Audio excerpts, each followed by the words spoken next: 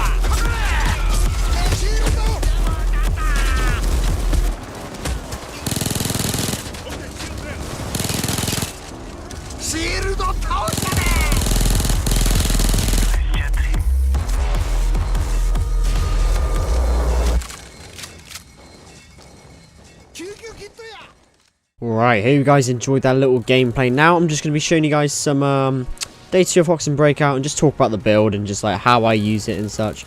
This was in a different game. I was playing it not as Jiro, I do apologise. I was playing as Jimmy, but hey ho, everyone about the build. So let me talk about the build for a second. So the first thing I'm going to choose about the weapons that I chose. So the headless machine guns are freaking awesome to use. They have high damage to, you know, rapid fire ratio. You can see it melts dozers. Like, this weapon just absolutely melts dozers.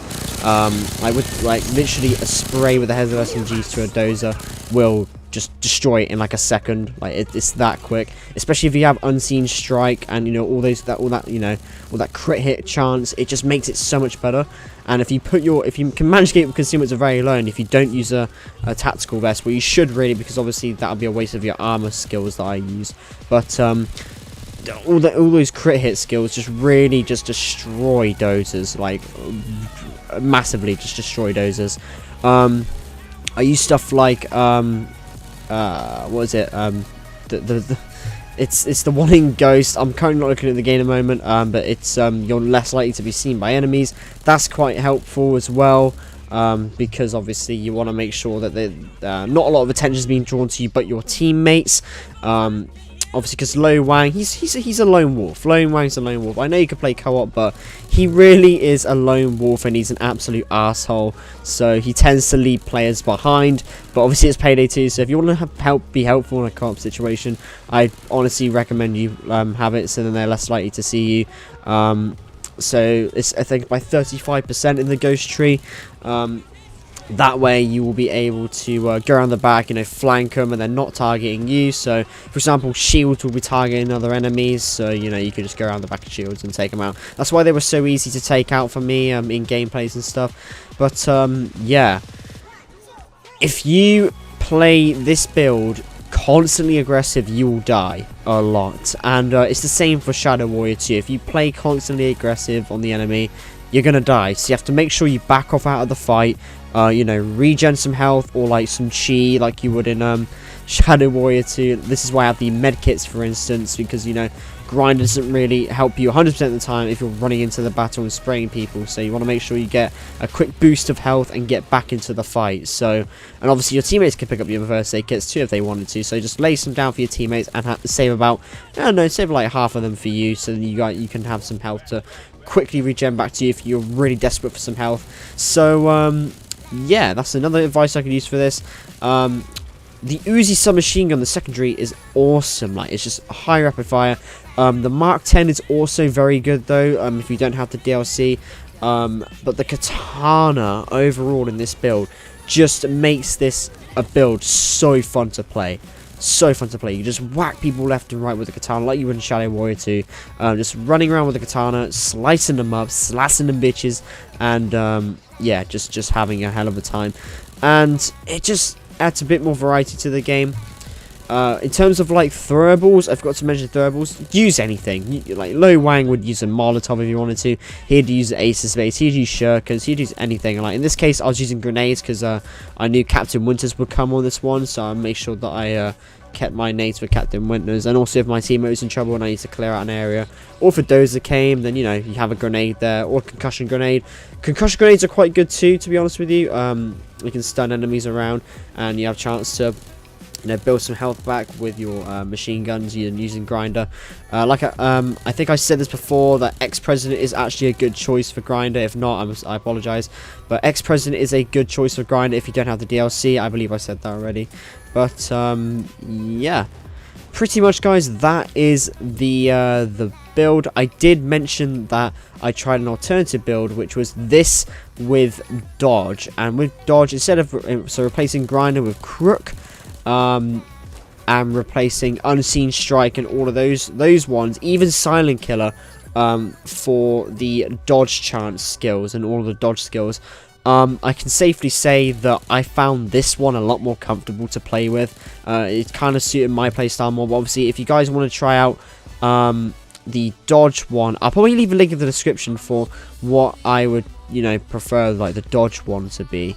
Obviously, a lot of you players might not be infamy, you know, max infamy like I am, max level. So if you can't reach some of these, just sacrifice some. You know, don't go for full med kits. Maybe have a few med kits, you know, in place of silent killer. Silent killer is not silent killer.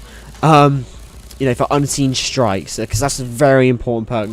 That skill really does like make these SMGs very fucking powerful. So make sure you have unseen strike on at all times, and resilience and all the armor perks as well with grinder work very well, because it gives you a chance to fight back whilst taking a bit of damage. But yeah, overall, guys, that is going to wrap up the video. If you did enjoy, leave a like on the video, and if you're new to the channel, subscribe, and I will see you guys in the next video. Take it easy, guys, and goodbye. Also, before I go, let me know in the comments below if you've tried this build, or if you want to suggest me any other game characters that you want me to make builds out of. Just suggest any ideas for Payday 2. I'm running out of ideas, I'll admit it, but I'll think of something. But if with your guys' help, I can actually make some more content. So yeah, just comment down below, guys, what build you want me to make, and I'll see you guys in the next one. Take it easy, and goodbye.